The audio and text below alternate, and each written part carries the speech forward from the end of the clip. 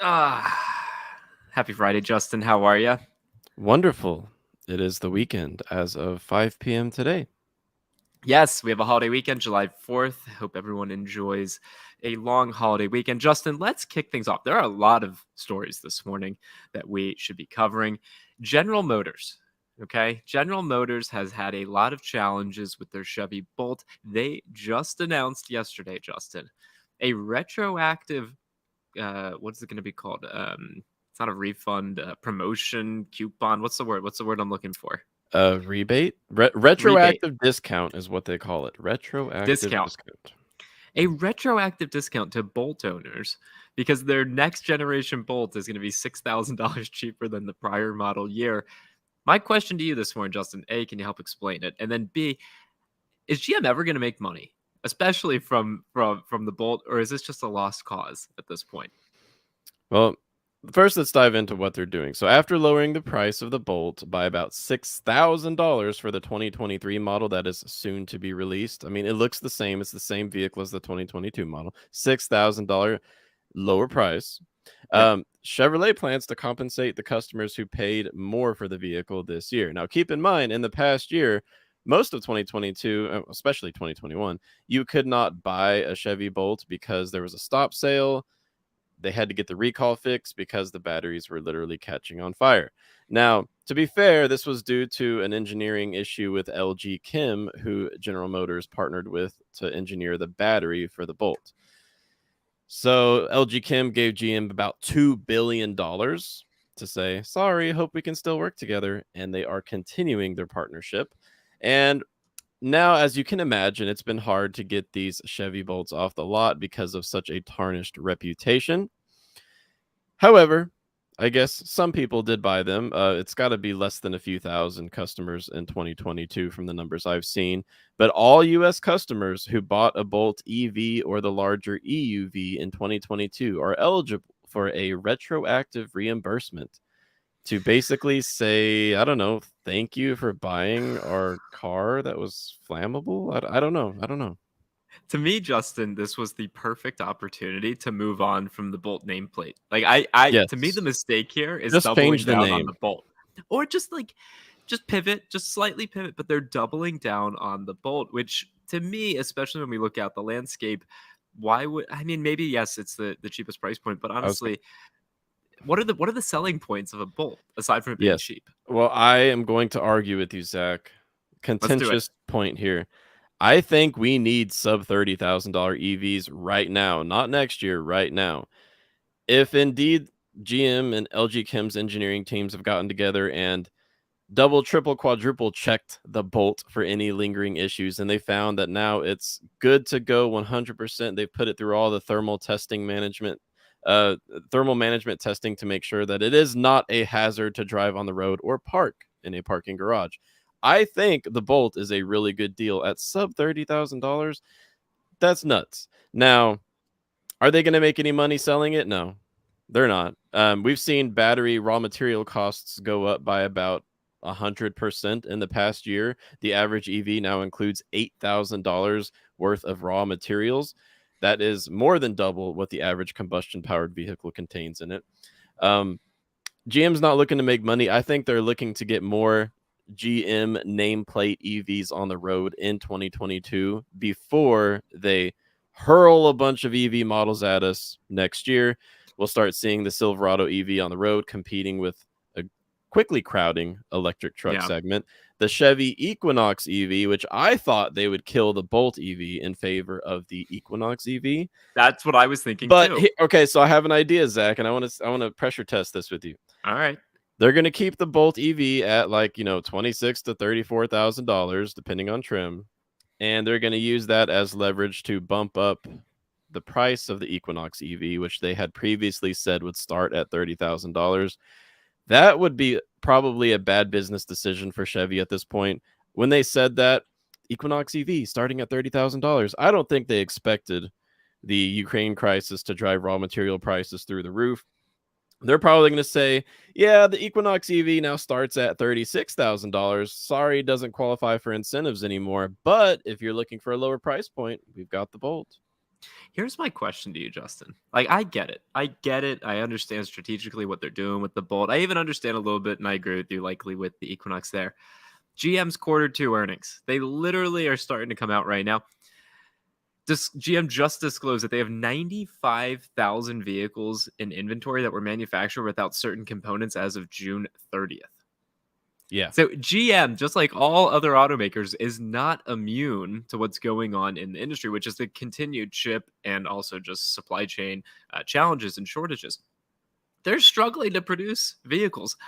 I'm actually proud that General Motors is like doubling down on cheaper electric vehicles because to your point, we need a sub $30,000 EV, but they are the only one doing it in the industry. Everyone else is trying to figure out how can we sell more ICE trucks and how can we sell more really expensive EVs. So you know what? Maybe I shouldn't make as much of a show here out of GM doing this. I should actually be really excited for them. But man, they are definitely the outsider, doubling down on a nameplate that has a slightly, no, very tarnished reputation in the industry so far. Well, what happens to the Nissan Leaf, who's been on the road since 2011 in the United States and a little bit before that in Asia? The Nissan Leaf is a lot worse when it comes to the specs than the Chevy Bolt, but it costs, as of 2023, $1,000 more than the Chevy Bolt. You're looking at 150 miles of range in the Nissan Leaf versus like 250 roughly, maybe 240 in the Chevy Bolt. So I agree with what you're saying, Zach, but the argument as to how long do these automakers keep their legacy EVs cranking on the road, I think it's as long it's until they can find a suitable replacement for the market segment that they're going after, which is those who cannot afford to spend 50, 60, $80,000 on an EV.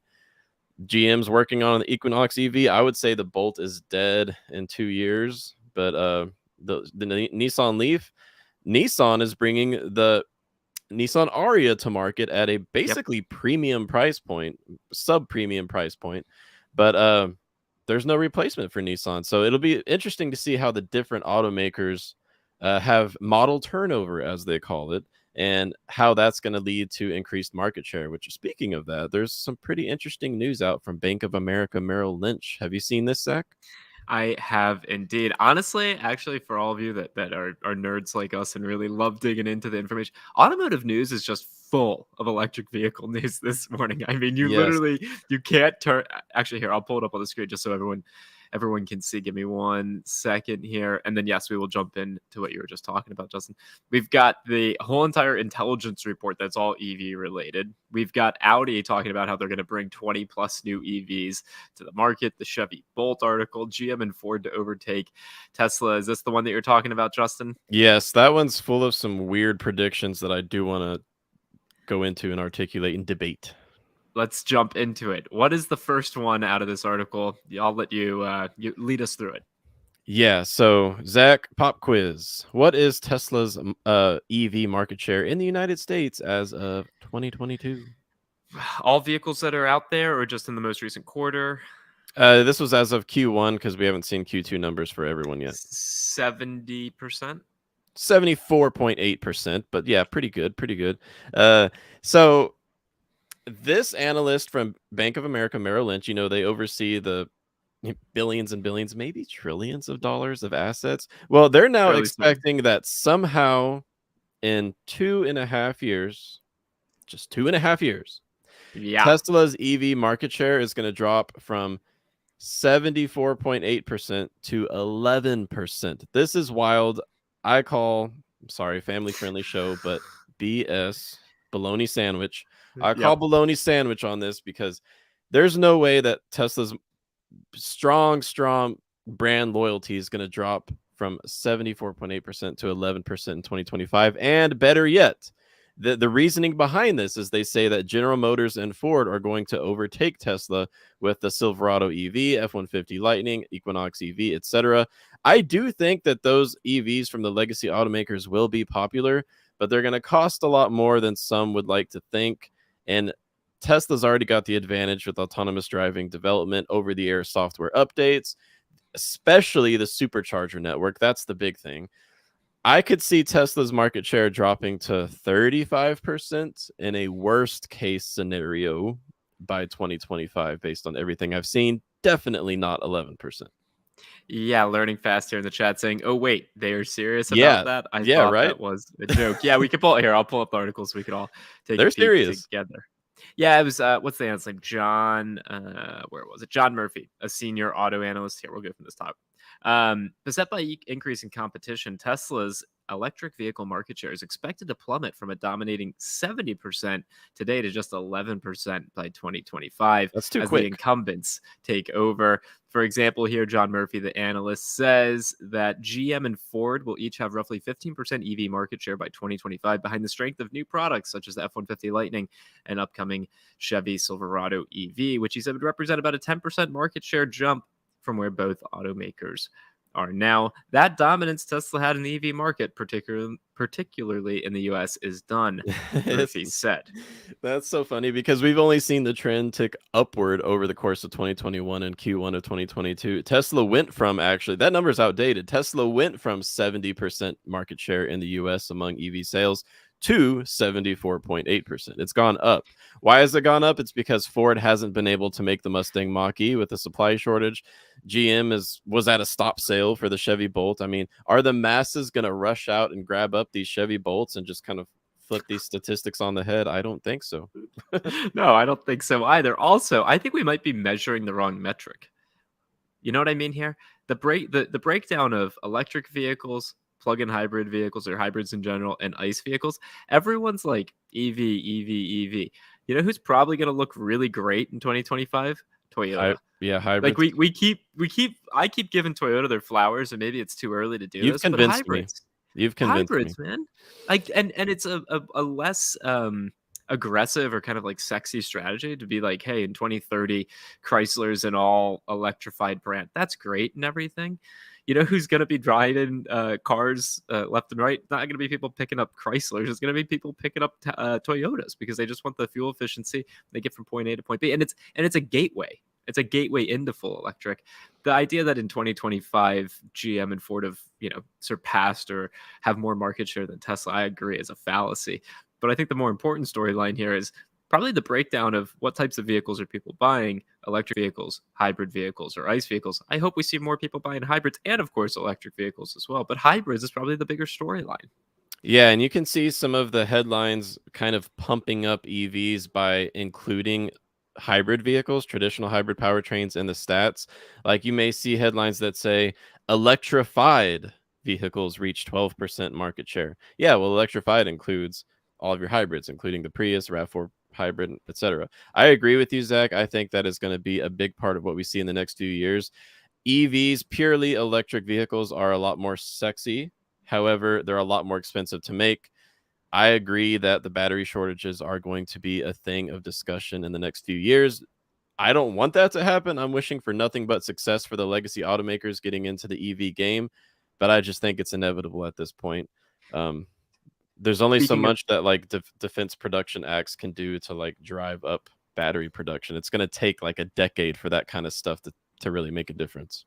Speaking of battery shortages, RJ Scaringe, the CEO of Rivian's been the one that's talked about that most frequently, and he's also now a friend of the show, It's a correct? friend. Because he liked your Instagram post yesterday. Share that story. That makes me very happy. Yeah, well, I'm really excited that Rivian is building out their Rivian Adventure Network starting now. Now, the fast chargers in Rivian Adventure Network are only going to be available and accessible to Rivian owners. That's fine. That's how Tesla's supercharger network functions. However, they're going to have thousands and thousands of level 2 chargers that are available to anyone, and they're going to be using the J1772 charge port connector type, and that's the kind that most EVs use today, almost all of them. So I look forward to being able to use Rivian's network because they're going to be emphasizing placing these stations in remote areas, and I live in a pretty remote area.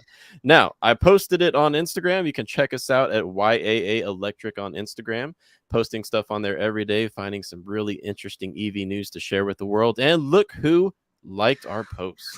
RJ Scaringe himself. I clicked on this. Is this one of those fake Elon Musk profiles? No, it's not. It's the real RJ Scaringe. I don't see that his DMs are open, so I can't slide into the DMs and be like, "Hey, buddy, want to grab a coffee?" But Yeah, I was pretty happy about that. Well, it wasn't a fake Elon Musk, it was the real RJ Scaringe. Yeah, it was pretty cool. It really, really was. It'd be awesome to get someone like him on the show someday down the line, or someone from his staff who could help explain some of the challenges that they're facing, because obviously Rivian is facing many challenges. Yeah, in this But I market. I do have some exciting news for everyone, for all the listeners and viewers out there. Thursday or Friday of next week, we're gonna have a Tesla supercharger technician on the show talking to me about Nice. how, maybe you can join us too, Zach. That would be I'd love awesome. to.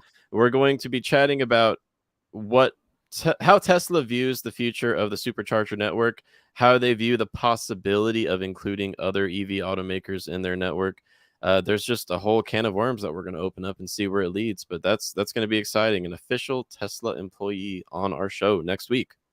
That sounds great. Yeah, no, I'd love to He be a had he part of had to that. check with his supervisor to make sure that he can come on the show, and they said yes. Yeah, no, I'm super excited about that, Justin. Great. Good job getting him on the show. Where'd you meet him? Did you meet him like when you're out and about, or did you guys just connect online? It's another Ionic 5 story. I was at a Starbucks, just at a Starbucks, and it happened to be down the street from a supercharger. And he came into the Starbucks, asked everyone, "Is that your Ionic 5? Is that your Ionic 5?" I saw this and I was like, "This is weird. Is this really happening?" And I saw his Tesla shirt on. And then he found me, is like, "Is that your car?" I was like, "Yeah." He's, "I love it. I've always wanted to see one." I was like, "Well, it's nice to meet you." And then we got to chatting, and I was like, "Hey, let's talk EVs on the show." That's really, really awesome. All right, mind if I pull up one thing that related to the comments around plug-in hybrids and hybrids just a Please second ago? do. All Yes. right, so there's a Twitter account, Car Dealership Guy. I reference it all the time, whether it be on this show or on the Ray and Zach channel, on the YA channel. He posted this screenshot from the auction lanes from one of the used car auctions. This was just 2 days ago, Justin. A 2021 Toyota RAV4 Prime XSE with 112,000 miles on the odometer sold at the wholesale auction for Whoa. $62,750. That's more than my EV. That's crazy. Justin, that's insane, right? That's So like insane. when we That's talk insane. about putting pressure on hybrid vehicles, that's an example of hopefully an anomaly, but quite frankly, where we're seeing a lot of Toyota's production challenges are pretty much creating this opportunity for huge price swings, which we've been talking about for a while now, on those RAV4 Primes, on the other Prime models that they have. There's so much pressure on their plug-in hybrids. Yeah, and so one thing that comes to mind is just the fact that I think we're going to start to see a resurgence of the bicycle, maybe even the horse and buggy, because of this Potentially. ridiculous stuff that we're seeing. I've seen Ionic 5 base trims going for $65,000-$70,000 with cloth seats, and yeah. So I mean, but back on the point of hybrids and hybrid powertrains, is there going to be any vehicle that's affordable for the masses by next year? I mean, these hybrids are going to start to go for the same premiums that we've seen for full EVs. They're already going for those premiums. Yeah, What is yeah. going to be the affordable option? I mean, this is really out there, but I'm going to toss it out there. What if we start to see, what's a good way to put it? What if we start Hmm. to see newcomers like Fisker, VinFast, even a few others, newcomers to the scene, see accelerated success and growth if they're able to offer a vehicle at $35,000-$40,000, basically direct to consumer, just like Tesla has done for a decade, but at a lower price point than Tesla, still qualifying for federal EV incentives. What if we end up seeing accelerated success from these newcomers just because they're able to squeak out a somewhat affordable EV? I don't know. It's kind of out there, but it's something that I'm going to keep on my radar. I think it could be good news for Fisker. It could. There's an opportunity. I think the challenge that they face is obviously getting economies of scale to make enough money. And in a recession, how many people are going to want to lend money to these upstart auto companies? Like that becomes a riskier and riskier bet. So they definitely have some challenges that they face. You know, yesterday, Justin, I did an interview with my dad with David Chow from Automotive Press, and I think that video, if I'm not mistaken, is actually live on the YAA channel right now. So go take a peek at that. We were talking about the chip shortage, supply chain shortage, and everything like that. And David shared with us that he's actually in 2 weeks flying out to Vietnam. VinFast invited him to come out and view their campus and see some of the vehicles out there. And it's interesting. I mean, they've got a ton of money. They're investing in manufacturing here in the United States. Their whole leasing model is totally different than what all of us are used to. But potentially, you know, maybe it's something as radical as that ends up actually working and making EVs, you know, more attainable for more folks.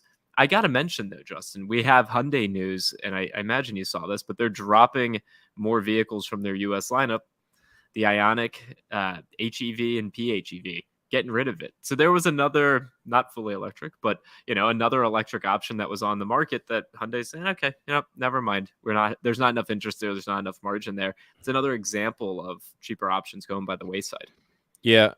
And it goes along the same vein as how Hyundai, Kia, and even Nissan executives have been saying that they plan on becoming a more premium brand over time. That's good for them and their bottom line, but bad for the consumer. I mean, less affordable options coming to market. It's not a good look, but I'm not surprised that Hyundai has killed off the Ioniq EV. I mean, all along they've kind of planned on transitioning from that awkward looking, pretty small EV to the Ioniq 5, Ioniq 6, which the exterior and interior designs were just revealed. What do you think Mhm. about the Ioniq 6, Zach? Are you a fan? I am blown away by Hyundai's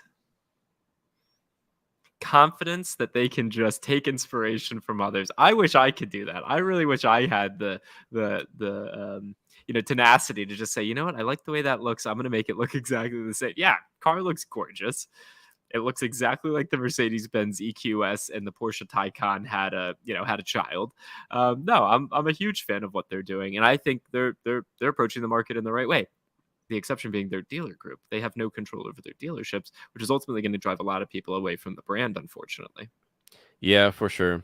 Some other news that we had: Silverado EV. We've got some Hmm. new pictures of the Silverado EV testing, and I thought this was interesting because we've got a lot of buyers out there thinking about the F-150 Lightning Yeah. versus the Silverado EV.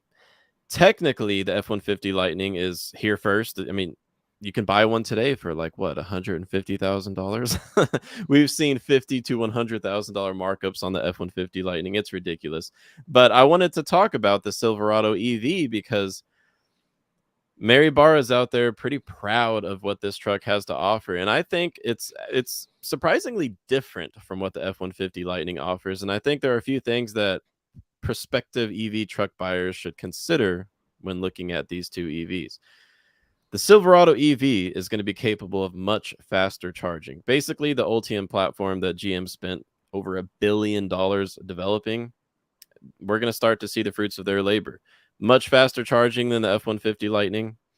You're able to have higher vehicle to load capabilities than the F-150 Lightning. Both trucks have amazing vehicle to load capabilities. That means you can power your house for a few days. You can even charge other EVs using your truck.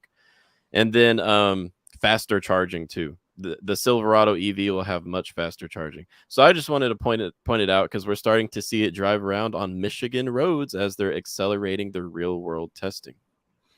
Yeah. I'm inspired by it. I You're just get so inspired? nervous. I'm just so nervous for when it actually comes to market because it's going to be the same situation as the F-150 Lightning. It feels like it's disappointing to realize that these are like elite vehicles for the foreseeable future. But you know what? Maybe eventually they'll become more mainstream, and that gets me excited. So I'm inspired, but I'm also disappointed because I sense what's going to happen once they're finally around. Or like with the Hummer EV, right? See him selling for $250,000. It's just disappointing to think of what's around the corner, sadly. Yeah, and whenever I see like 2008 Hummers driving around my town, I'm like, how is the new Hummer going for $250,000? Don't quite get it. Yeah. You know, we've got Igor mentioning the GV60, and it reminds me yesterday when we had the car mom on the Ray and Zach channel, we were talking a bit about electric vehicles, and she's like, please, someone, please, don't just build a truck. Don't just build Hmm. a fancy looking, EV6 or The Ioniq 6. Just please go ahead. There's so many fastback crossovers. That's what I was gonna say. Just give me a Palisade hybrid, not even full EV. Uh-huh. Just give me a Palisade hybrid. And Igor's mentioning the GV60. Obviously, GV60 is a smaller SUV, but Genesis is doing some interesting things when it comes to electrification. It might be an opportunity there for that to be more of a still again elitist kind of more upscale family car. Yeah, so Kia, Hyundai, they've been really making a lot of headlines in their march towards Tesla's dominance, right?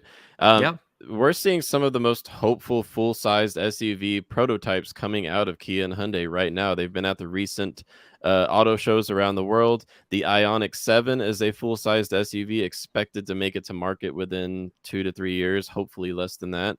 Um, the Kia, I'm trying to think what the name is. I'm sure it's EV and then insert a number. I don't know. But we are seeing some full-sized SUV electric options coming to market, but not in 2022 and not in 2023. I mean, there is one, there's two. Do you know what the huh? two full-sized SUV electric options are? See if you can dig it up. There's two on the market right now. Just two. Full size. It's not the Like Lyric. It's Tahoe not the Ari. sized. I mean, that's full size. That's full Yeah. size. One of them Rivian's starts with a T and ends with an A. the Tomato. No, that's an O. It ends in an O. God. Yeah. The Tomato Model X. The Tesla Model X is a full size. I mean, have you been inside one, Zach? They're big. They're very, very large inside. But the other one is the Rivian R1S. And so Yeah, the if Rivian you have R1S. about $100,000 to shell out, not to mention you're willing to get in line for several months and wait for your vehicle, there are two full-sized EVs that are fully electric. But I think that by 2024, we'll be looking at least 5 on the market. I know that even Jeep is working on electrifying some of their options, but I don't know the details there. We were talking to Kelly yesterday. She loved the Jeep 4xe. I mean, she was like, that's a great vehicle. It allowed you to choose kind of which powertrain you wanted to be in, which she thought was super interesting. But again, it's not a family car, far from it. You know how they prefer to pronounce that name? 4 by E. 4xe, excuse me. That's a little bit out there to me, but yeah, 4 by E, not 4xe, 4 by E. Yeah. Yeah, I mean, it's going to be interesting to see if there really is a resurgence in hybrids and plug-in hybrids. We've already talked about how Toyota itself is going to be bringing the very first solid-state battery to market in a hybrid and plug-in hybrid vehicle. They're not going to introduce it in a fully electric vehicle. So we're going to see even the next generation of battery technologies making it to market first in powertrains that were first engineered 2 decades ago. Yeah. Now my mind's wondering, like, what are the best hybrid and plug-in hybrid options in a full-size SUV as well? Nothing's standing out in my mind, but maybe you know something that I don't know. There are Like, some. I'm really thinking, like, if I'm a family and I need to Neil's point, are there any 7-passenger EV SUVs? And I guess the two that you just mentioned are the options. What are your hybrid options in that space? I can't think of anything. Not coming to mind right now. I know that when fuel efficiency and driving a family around are paired together, the Honda Odyssey Hybrid has had great reviews. It's The not a Chrysler plug-in. Pacifica. Chrysler Pacifica plug-in hybrid. That's the one I Yep. was trying to think of. Yes. Yeah, I guess that's your option. But those are Anyway, minivans. there's well, yeah, but is the Kia Carnival, that doesn't come with a hybrid powertrain. Not a plug-in hybrid for sure, but it might have a hybrid powertrain. I'm not sure. That's definitely one of the top-selling SUVs right now. Let this just go down in history for a moment as and Igor reminding us the Volvo XC90 plug-in hybrid. Good call. Like, there's so much attention put towards trucks and fastbacks. That's like where all the attention is, that even us, people who spend our entire lives thinking about cars and electric vehicles, there's not options there. There really aren't options there, which is disappointing. Yeah, 75% of vehicles on the market are light-duty trucks, which includes SUVs, crossovers, actual trucks. Yeah, it's just interesting that there's not what the people are demanding right now, which is a family-sized vehicle. Yeah, seriously. All right, what else is top of mind on your end, Justin? Oh, I'm debating whether or not to go to Electrify America this weekend on my way to Roanoke, Virginia. I'm thinking about testing out the Charger over there to see if it's functional. I mean, I just love documenting the functionality of this network because I meet awesome people every time I show up at a charging station. If there are issues, we're in it together. Yeah. It's not like at a gas station where you don't talk to anyone. You just plug in, wipe your windows, and leave. At a charging station, it's a community. Why? Because it's unreliable. Do Yeah. you think that vehicles, as there's more vehicles that have vehicle to load charging capabilities, are we going to see people set up like little, like, oh, hey, you need something? Like, come over to my F-150 Lightning or my Silverado EV, and I can charge you up a little bit. Maybe in 10 years. Right now, it's so slow. It would be a great novelty. I mean, good for conversation, but it would take a few hours, so probably not anytime soon.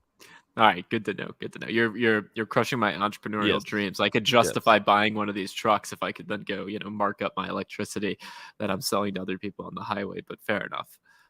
Yeah. Other news, have you seen that Audi's executives are saying that the chip shortage is definitely going to stretch into 2023? I don't think that's a surprise to us at all. But they say, yeah, there's 20 new electrified models coming from Audi in 2023 to 2027, but they're not sure if they're going to be able to make them because of the chip shortage. Yeah, yeah. No, I did see that. Also, I'm very curious if you're going to get any comments around Audi versus Audi, but we'll Yes, we'll see yes, in just a yes. moment here. It's Audi. I think it's technically Audi. And here you go from Rick Justin. The Roanoke Electrify America has issues, but after reconnecting several times, you should get it to work. Awesome. See, that's the kind of community spirit we need. I don't know if the masses are ready for that though. No, definitely not.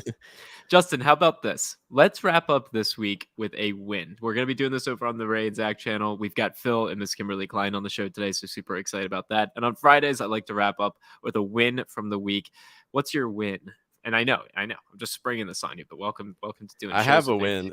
What's your win from this week? You're not gonna have guessed this, Zach. I Huh. thought for a solid minute, I thought about selling my car because it's worth so much money.